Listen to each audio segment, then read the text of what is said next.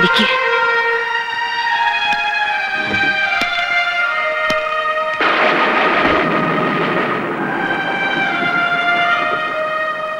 ബുദ്ധിമുട്ടായോ വിളിപ്പിച്ചത്?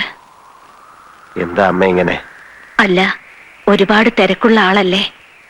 സോമനസാലെ നീ വരില്ലെന്നറിയായിരുന്നു. അങ്ങനെ വരുന്നൊരു ദിവസവും കാത്തു കിടന്ന ചിലപ്പോ കണ്ണടയും മുമ്പ് കാണാൻ കഴിഞ്ഞില്ലെന്ന് വരും. അതാ ഞാൻ ആളെ വിട്ടത്. മരുന്നൊക്കെ? മരുന്നിനും മന്ത്രത്തിനും ഒക്കെ അമരത്വം തരാൻ കഴിയൂ. ഇത്തിരി ദിവസം നീട്ടിക്കിട്ടും. ജീവിക്കണമെന്ന് മോഹമില്ലാത്തോണ്ട് ഞാനതൊക്കെ നിർത്തി. ഗുണദോഷിക്കല്ല, അതുകൊണ്ട് കാര്യമില്ലെന്നറിയാം. ഒരപേക്ഷയുണ്ട്, അത് കേൾക്കണം. നിന്റെ ഈ കുത്തഴിഞ്ഞ ജീവിതവും താന്തോന്നിത്തരവും കൊണ്ട് കളങ്കപ്പെടുന്നൊരു പേരുണ്ട്. മംഗലശ്ശേരി മാധവ് മേനോൻ എന്നൊരു മനുഷ്യന്റെ. ജീവിച്ചിരുന്ന കാലം അത്രയും ആർക്കും ഒരു കുറ്റവും ആരോപിക്കാൻ കഴിയാത്ത, ആരുടെ മുന്നിലും തലകുനിക്കേണ്ടി വന്നിട്ടില്ലാത്ത ആ മനുഷ്യന്റെ പേര് നീ കാരണം ചീത്തയാകേണ്ടി വരുന്നത് എനിക്ക് സഹിക്കാനാവില്ല.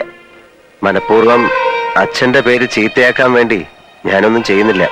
മനഃപൂർവമോ അല്ലയോ, ആ മേൽവിലാസത്തിലല്ലേ നിന്നെ ആളുകൾ കാണുന്നത്. എനിക്കെന്താ ചെയ്യാൻ കഴിയാ? നിനക്ക് കഴിയണം സ്വയം മാറാൻ. അതല്ലെങ്കിൽ നീ സത്യം അറിയണം. അതിനാണ് ഞാൻ നിന്നെ വിളിപ്പിച്ചത്. സത്യം? അതെ, സത്യം. നീ അദ്ദേഹത്തിന്റെ മകനല്ല എന്നുള്ള സത്യം. എന്താണ് അമ്മ പറയുന്നത്? അമ്മ പറയുന്നത് ആരാണോ അതാണ് മക്കൾക്ക് അച്ഛൻ. നിന്റെ അച്ഛനല്ല അദ്ദേഹം. ഒച്ച വയ്ക്കണ്ട, ശാന്തനായി കേട്ടോളൂ. വീട്ടുകാരുടെ നിർബന്ധത്തിന് വഴങ്ങി അദ്ദേഹത്തെ വിവാഹം ചെയ്യുമ്പോ എന്റെ വയറ്റിൽ നിനക്ക് 2 മാസത്തെ വളർച്ചയുണ്ടായിരുന്നു. എല്ലാം ഞാൻ തുറന്നു പറഞ്ഞു.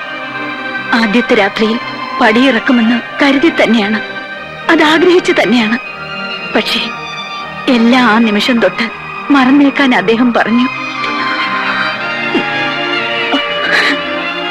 നീ പിറന്നപ്പോൾ അത് സ്വന്തം കുഞ്ഞായിട്ട് അദ്ദേഹം കരുതി. എന്നെയും അങ്ങനെ വിശ്വസിപ്പിക്കാൻ ശ്രമിച്ചു. കൂടെ കഴിഞ്ഞ 26 വർഷവും അദ്ദേഹത്തിന്റെ ശ്രമം അതിനുവേണ്ടി തന്നെയായിരുന്നു. നീലകണ്ഠ, ദാനം കിട്ടിയതിനെ പാരമ്പര്യമായി കണ്ട് അനുഭവിക്കരുത്, അതിൽ അഹങ്കരിക്കരുത്. നിന്റെ പാരമ്പര്യം പിഴച്ചുപെട്ടൊരു അമ്മയുടേതാണ് മോനെ. മോനെ നീല, മോനെ മോൻ.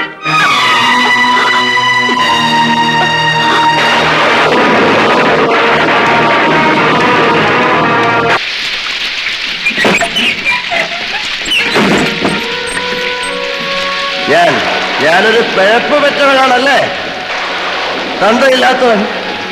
കോവിലകത്തെ തമ്പുരാട്ടിക്കുട്ടിക്ക് വിവാഹത്തിന് മുമ്പ് പറ്റിയ നാണം കെട്ട തെറ്റ് ഭ്രൂണഹത്യ തീർക്കാമായിരുന്നില്ലേ? അല്ലെങ്കിൽ പിറന്ന് വീണപ്പോ കഴുത്ത് ഞെരിച്ച് കൊല്ലാമായിരുന്നില്ലേ?